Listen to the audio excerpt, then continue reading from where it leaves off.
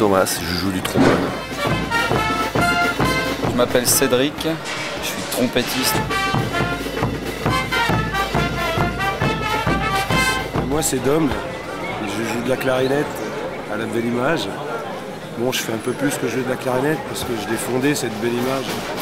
C'était pour faire de la musique de rue et avec des super musicos, avec un répertoire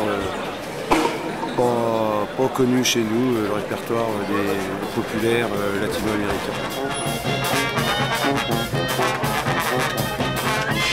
Cette tournée en Bolivie, c'est un rêve depuis donc une dizaine d'années.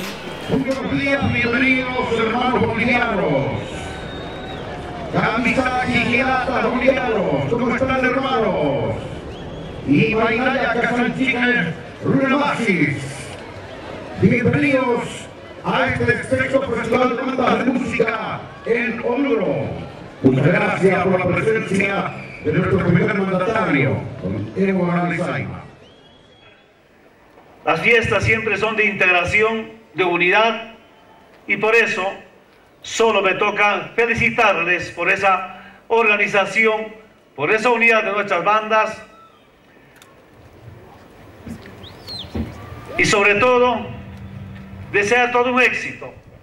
También desear buena estadía a los músicos de Europa, de Francia. Comment allez-vous la France? Bien. Señoras y señores, orureños y orureñas, pueblo de Bolivia y la humanidad toda, iniciamos el sexto festival de bandas de música.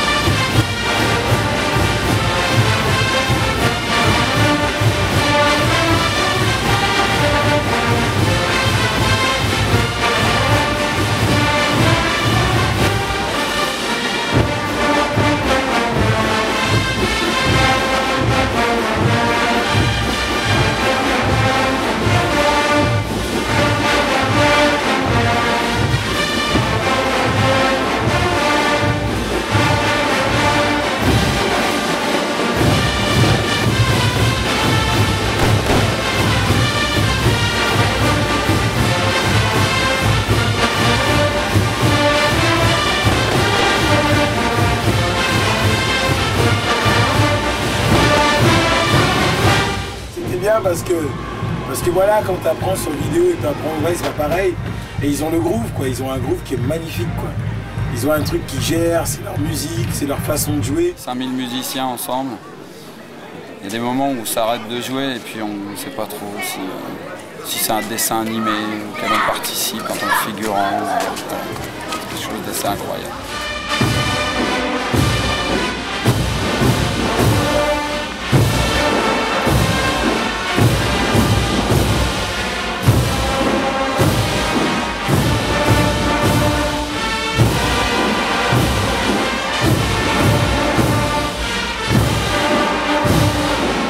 Mais c'était un rêve collectif, en tout cas, d'aller nous amener ce répertoire-là, ce répertoire qu'on joue, qui est finalement, on s'en rend compte, un répertoire qui est en, comment dirais-je, qui est en danger.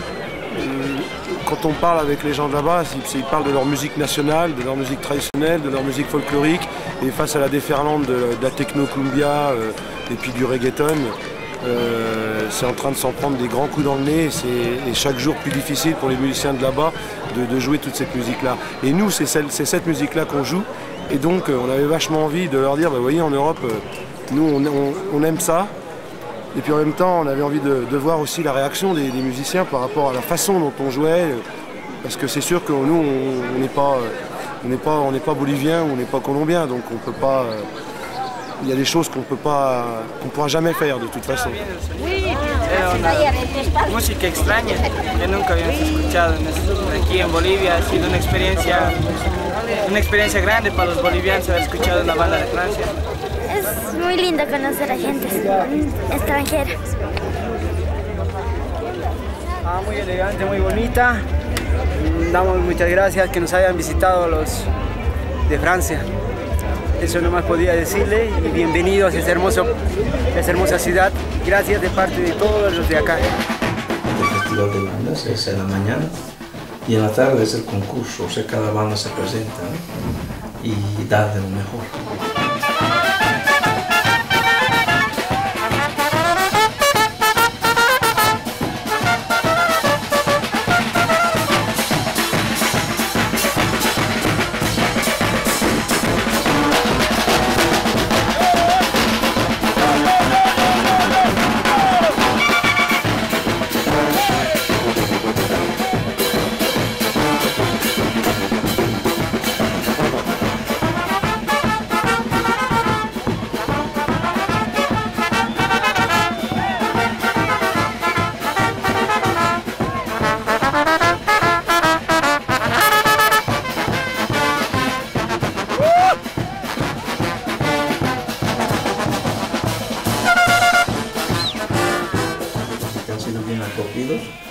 Y ellos también se integraron muy bien. Y así, es muy importante justamente esa parte en la cual uno va no solamente como espectador, sino también como participante. Yo creo que la vision est différente de l'intérieur que de l'extérieur. En Bolivie, on jouait des morceaux que eux jouent, arrangés pour notre formation, c'est-à-dire avec plus de clarinette que ce qu'eux ont, avec des rythmiques un peu différentes, mais on repique beaucoup de morceaux qu'on harmonise à notre façon, qu'on réharmonise en fonction de ce qu'eux font. Il y a des morceaux qu'on joue texto comme eux jouent.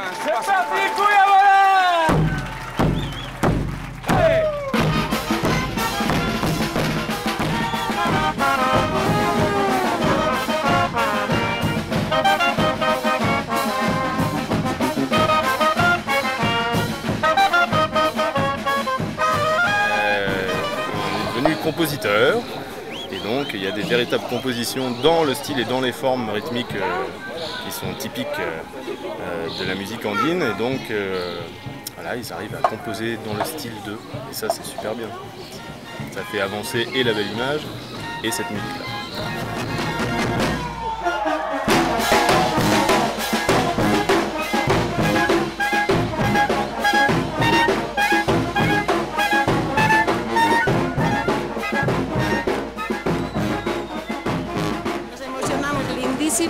Ojalá sigan cosechando y sigan alegrándose con la música boliviana, que es incomparable. Su música de ellos también es enormemente, legalmente es hermosísimo la música que tienen ellos. Yo deseándole siempre a toda la banda que vino de Francia que se sientan como verdaderos bolivianos y orureños especialmente.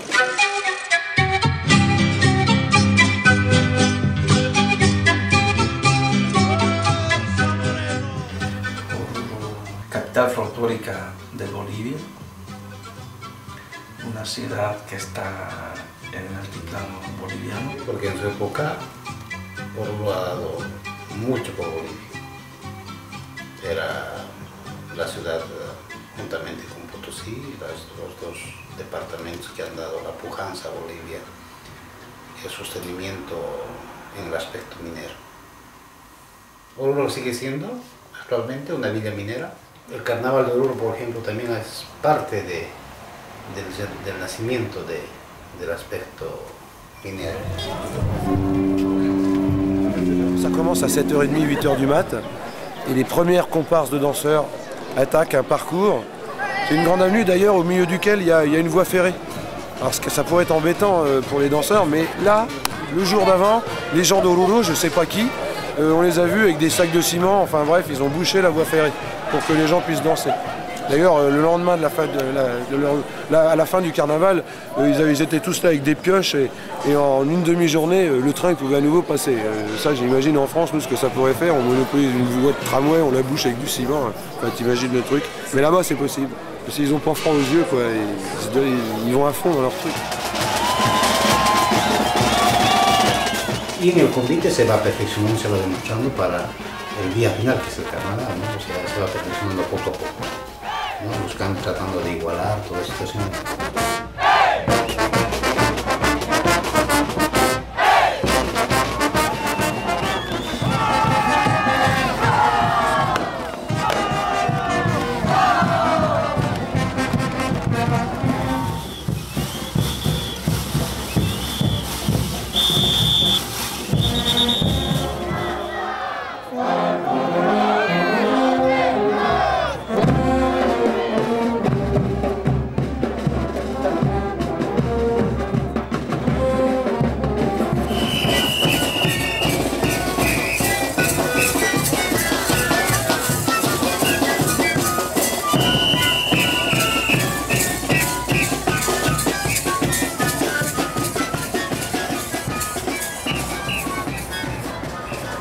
C'est ailleurs, c'est une autre vie.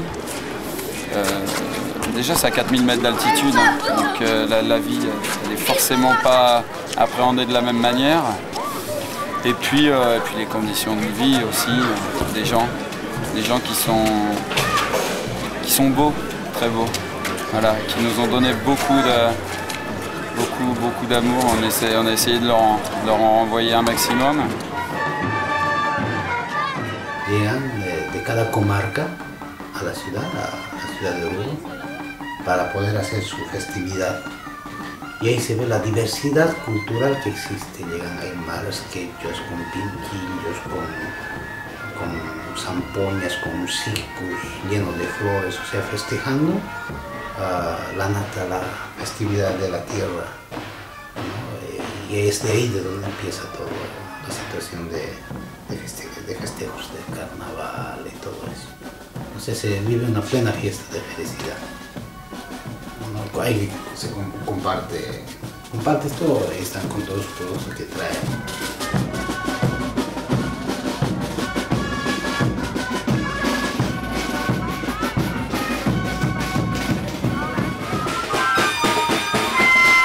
Corresponde a la cosecha, los años del mes de febrero.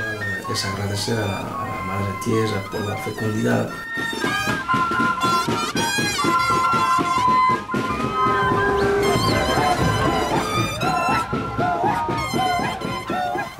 Bolivia tiene 9 departamentos actualmente.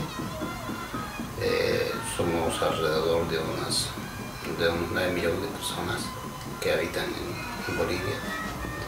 En Bolivia casi es un pequeño mundo.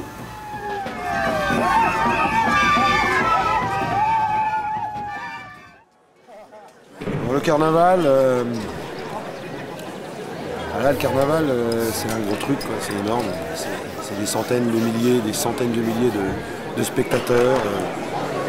Je crois que c'est des dizaines de milliers de danseurs et plein de fanfares. Donc nous on s'est retrouvés dans le cortège des Diables. El sábado de carnaval va dedicado exclusivamente al aspecto religioso, a la Virgen, ¿no? La peregrinación que se realiza justamente hasta llegar a los pies de ella. Eso normalmente comienza a las 7 de la mañana y dura casi hasta el día siguiente, ¿no? A la 1 hasta el alba. A la 1, cerca a las 11 de la noche está saliendo el último conjunto de donde empieza el carnaval. Y al día siguiente está llegando será a las 4 de la mañana, ¿no? 4 y media de la mañana a la iglesia, el último conjunto.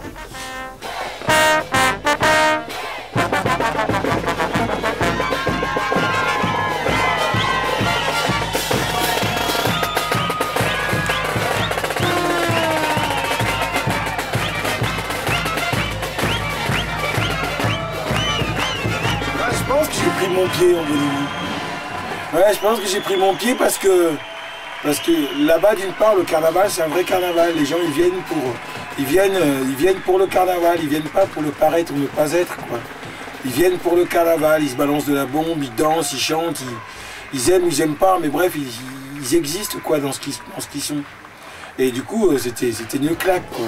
T'as envie de jouer parce que les gens te donnent envie de jouer, tu t'en fous d'avoir mal pendant deux bornes, tu t'en fous d'avoir mal parce qu'il fait chaud. Il y a plein de monde partout et tu es là pour jouer, tu fais ton taf, point barre, quoi. Et c'est bien pour ça. C'est bien les moments comme ça où le public te remet à ta place, je trouve que c'est sympa. Y dentro del carnaval están todos los niveles sociales. Todo Oruro, todo Bolivia está en la entrada del carnaval. El público es parte del carnaval. El público baila en el carnaval, canta con el carnaval.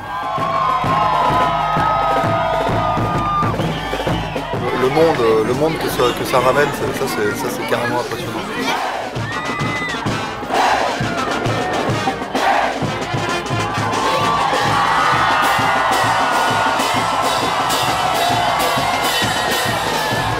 Ça va aller mieux d'ici 10 mètres.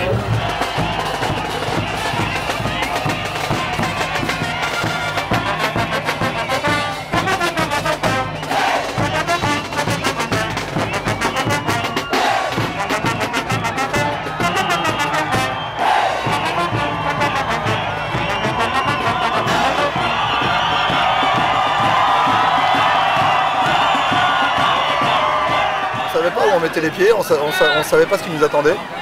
On a eu beaucoup de surprises, on a découvert un peuple.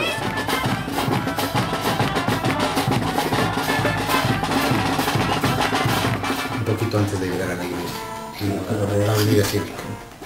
Como un estadio, como un teatro donde están alrededor de unas 5.000 a 10.000 personas que están viendo la coreografía. Imagínense que igualen 800 personas en nuestro paso. Y que las bandas también están haciendo su coreografía aquí en Prepara. Mismo el bloque, digamos, de chicas que bailan en el mismo paso. Igual. En la Cuyabada, en los caporales. O sea, algo hermoso. Donc on a joué pendant 5 heures. Pendant 5 heures de temps, tu joues sans t'arrêter, donc il y a un moment, tu sais plus comme tu oublies ton état de naissance, quoi. Tu sais plus, quoi. Tu n'es plus qu'une machine à jouer. Puis tu balances, puis il y a des gens partout et qui te balancent de la flotte, de la mousse. C'est physique, quoi. Puis c'est voulu parce que les danseurs, il faut quand même savoir que s'ils dansent, c'est pas pour rien.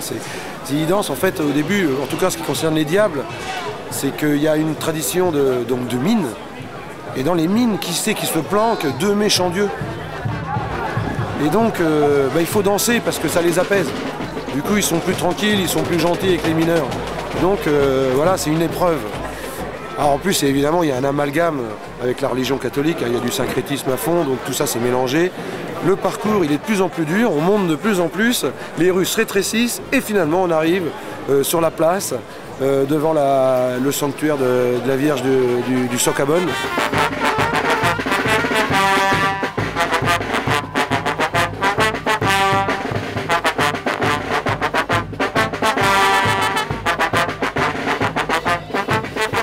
Que uno tiene para con la Virgen del Socavón, la fe que le impulsa le da fuerzas para poder llegar. Son alrededor de 5 kilómetros que se va danzando y hasta llegar a los peceros. C'est la bonne mère, c'est celle qui veille sur eux, c'est celle qui veille sur nous. Et on rentre dans l'église et on joue une prière avec ferveur. Tu vois les gens à genoux qui parcourent l'église, ils passent devant la Vierge. Alors là, c'est obligé, tout le monde à genoux. Puis ça pleure, et puis c'est une ferveur. Moi je suis pas croyant, et comme beaucoup d'entre nous d'ailleurs, mais quand tu vois ça, ça, ils sont bouleversés, ils sont à fond, quoi. Ils sont à fond, c'est du 200%. Uno hace la promesa cada año, los pies de la Virgen, cuando llega de poder bailar. Cuando uno llega al pie, eso es real, las lágrimas se le salen por uno de por sí, ¿no? Y uno se siente después de haber cumplido su promesa, la felicidad interna, la tranquilidad. Es como si estuvieras nuevo. Mais sinon, il y avait un autre moment vraiment super sympa, c'était l'histoire de l'Alba, c'est-à-dire le moment entre la première journée et la deuxième journée du carnaval, pour pas que la musique s'arrête. On joue pour que le soleil réapparaisse en espérant qu'il réapparaisse, et là, il y a à la fois ceux qui terminent et ceux qui commencent, et c'est génial, c'est génial.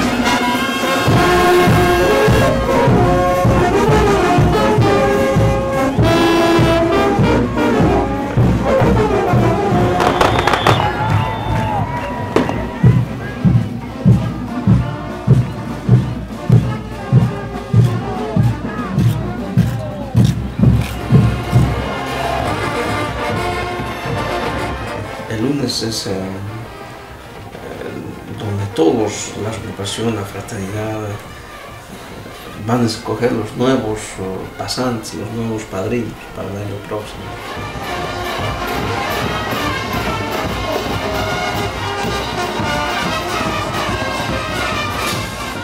Y ahí es donde llevan todas las fraternidades, todos los grupos, hacen sus arcos con platos de plata, cucharos de plata, todo antiguo, ¿no? Adornado siempre con aguayos, multicolores.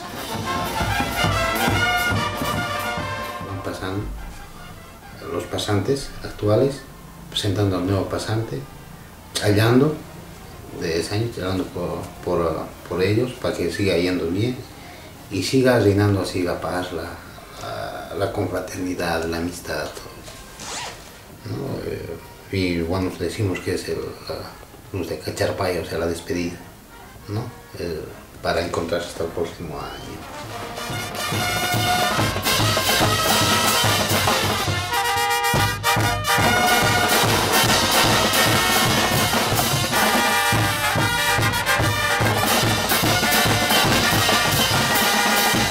Musicalement, c'est des extraterrestres, quoi. Ils jouent pendant 48 heures sans s'arrêter,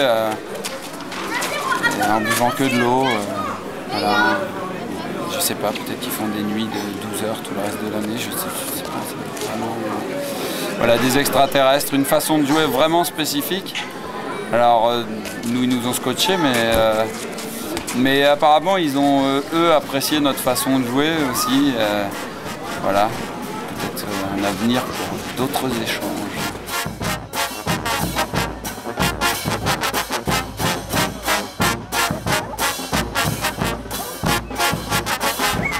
Les difficultés qui sont là-bas ne sont pas celles qu'il y a ici. Et ça, c'est marrant de voir comment les gens vivent avec. Il y a un esprit qu'on pourrait assimiler à du fatalisme ici, mais qui est aussi une manière de prendre les choses, une philosophie de la vie peut-être là-bas.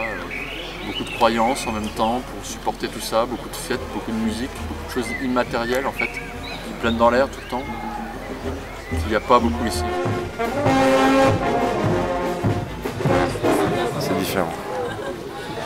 Et voilà, et moi j'aime bien la différence, donc j'ai appris beaucoup de choses là-bas. C'était un voyage au sens noble du terme, c'est-à-dire que c'est pas seulement un voyage hors de mon territoire, mais un voyage hors de moi aussi, quoi. C'est-à-dire que j'ai appris à être autre, un peu bolivien, un peu d'altiplano. Et c'est toujours une expérience formidable de se trouver ailleurs, quoi.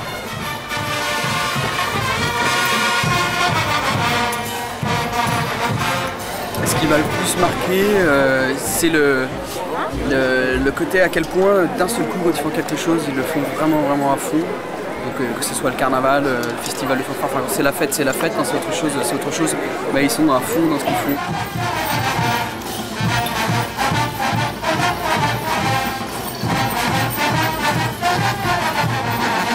Et puis aussi jouer pour des danseurs, en même temps on n'a pas l'habitude de jouer avec des danseurs. Il y a toutes ces comparses des danseurs qui est magnifique en fait, tous les costumes.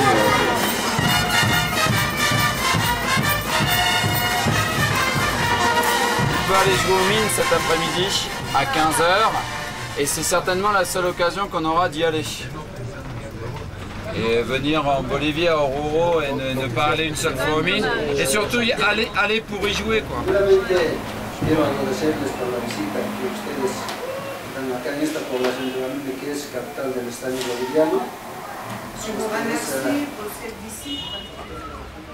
Donc la mine de Guanuni, c'est des gars qui travaillent dans la mine et qui vont racler, je dis racler parce que les gisements faciles, ça fait longtemps qu'ils ont été épuisés, et donc maintenant c'est les gisements difficiles.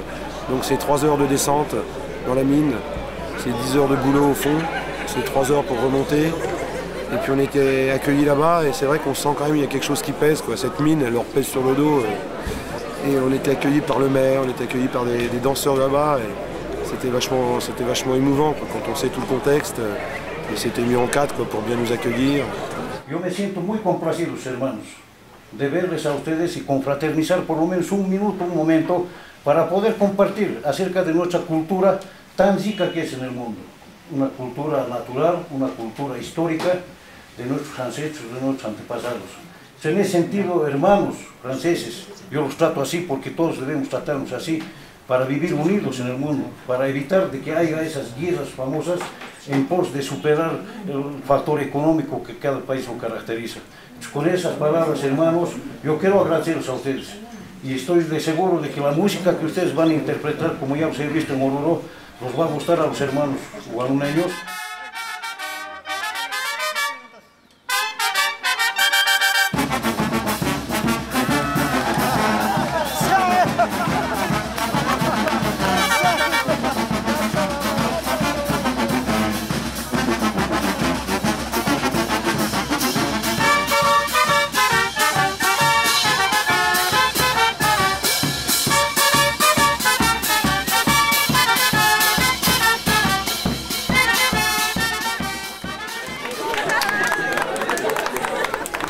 Ha sido un lugar donde se ha vivido dramas, se ha vivido alegrías, han sido colgados dirigentes mineros.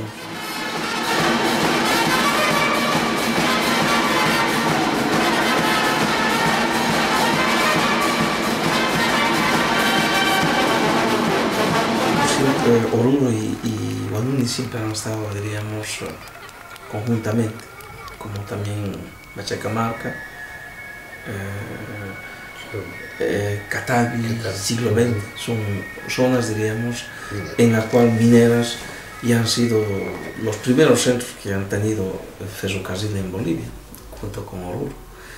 ¿Por qué? Porque justamente para poder traer hasta Machacamarca, para poder refinar los minerales, venían de siglo XX hacia Guanuni, de Guanuni a Machacamarca, para poder refinar todo ese mineral. Un minero era feliz al mismo tiempo, ¿no? Y al mismo tiempo, bueno, sus días eran contados, porque un minero que trabajaba en Guanuni no vivía más de 50 años. Los mineros de Bolivia, todos trabajan.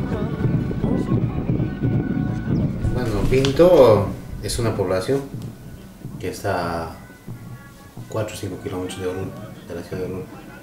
Es el complejo metalúrgico, quizás uno de los más grandes de Bolivia, que antes era del Estado, administrado por el Estado, y en una cierta parte, en la época de Gonzalo Sánchez Lozada, eso ha sido privatizado.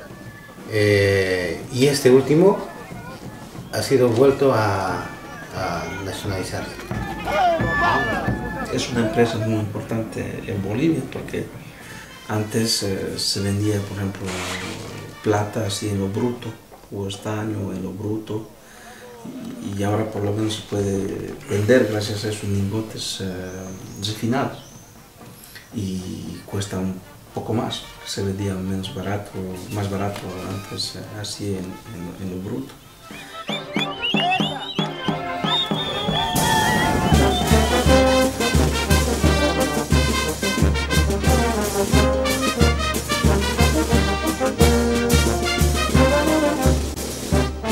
La Paz, la ciudad más alta del mundo, antes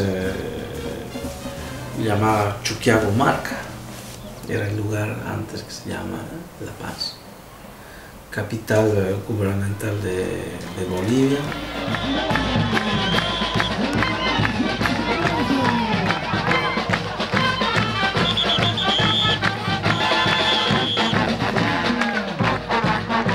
En Amérique du Sud, il y a quand même trois grandes cultures qui ont cohabité, la culture andine, la culture hispanique et puis aussi les esclaves noirs. Donc, tout ça fait l'objet de métissage, il y a des musiques plus andines, plus afro, plus hispaniques, plus classiques. Et en fait, il s'agit pour nous de faire la part des choses et de retraduire surtout un esprit et puis l'énergie qui déborde, qui est souvent débordante en fait dans cette musique.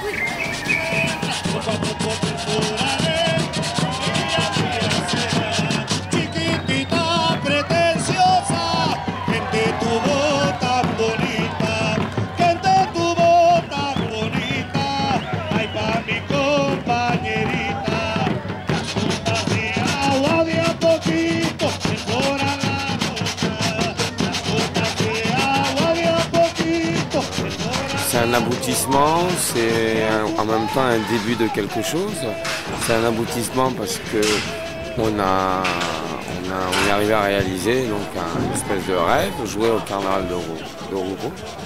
C'est un début parce que, connaissant le répertoire, l'avoir joué avec les gens de là-bas, bah, ça nous a donné une force, une nouvelle force, quoi. Tu comprends encore mieux les choses, tu es envahi de nouvelles sensations.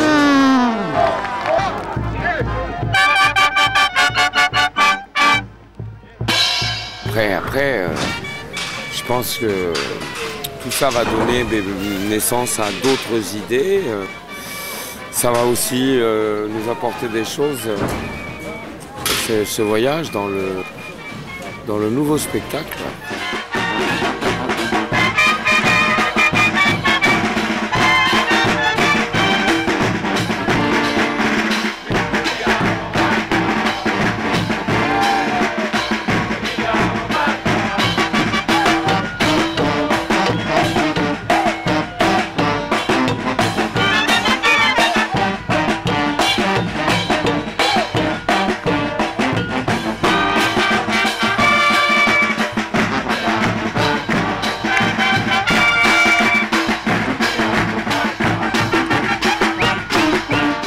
On apprend à relativiser là-bas. Viva Bolivia!